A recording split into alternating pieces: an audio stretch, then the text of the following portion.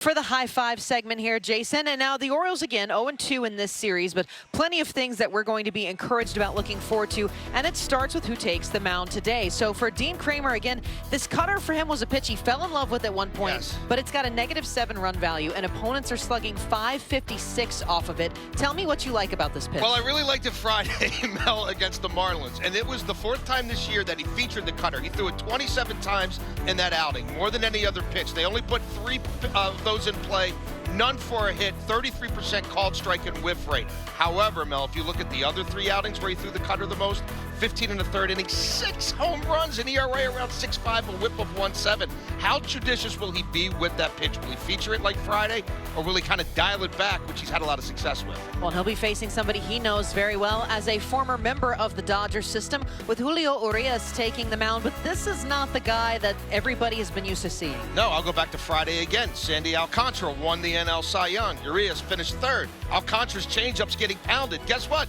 So is this guy's. It's pretty dramatic, honestly.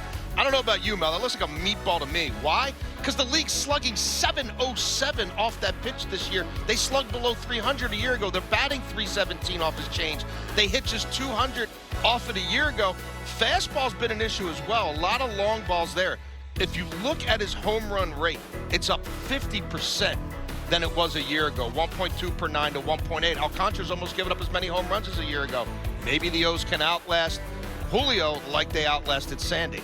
Well, and this all goes hand in hand with him struggling, because the Orioles, they've been a team the last 2 seasons. They have led in facing left-handed pitching about the first 6 to 8 weeks of the season before everything evens out, but the numbers are also finally turning their way. They are. Some market turns here. I mean, these speak for themselves. You don't have to be Albert Einstein here. You're looking at a team that was bottom 3 in the league in a lot of these metrics, now top 10 in all of them. They preach patience through the minors. We've seen that become much more a part of the DNA of this team in terms of at-bat to at-bat. Aaron Hicks, a great acquisition. His OPS is over 1,000 against lefties. How about Adley?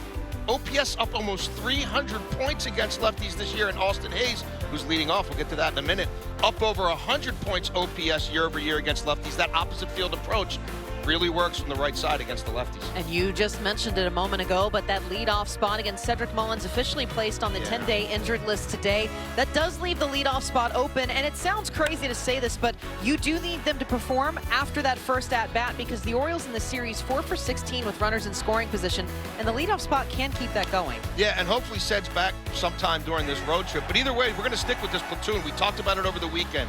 Gunner against righties in that leadoff spot from the left side, OPS over 900. Austin Hayes, however, is actually surpassing that. Austin Hayes is hitting .351 in the leadoff spot, Mel. He's getting on base 41% of the time, .963 OPS. I love this. 14 runs scored in 18 games from the leadoff spot. That platoon's not going away. Austin obviously is a guy who can help set the table today. A lot of extra base hits there as well, so it's not just getting on base, it's some pop. Well, and even if they wrap up this piece of time at home right here, the good news is that they are going on the road, a place that the Orioles have felt at home. They have. I'm old enough to remember them winning 5 in a row on the road, and hopefully that streak extends into Tampa. The winning percentage much better on the road than home this year, and hopefully they do get Cedi back, because Cedric Mullins has 32 RBIs in 31 road games.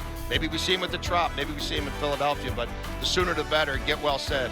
All right, well, you know what's coming up next. We have a high five, because that brought the Orioles a win last time. That's Jason Canfora's high fives.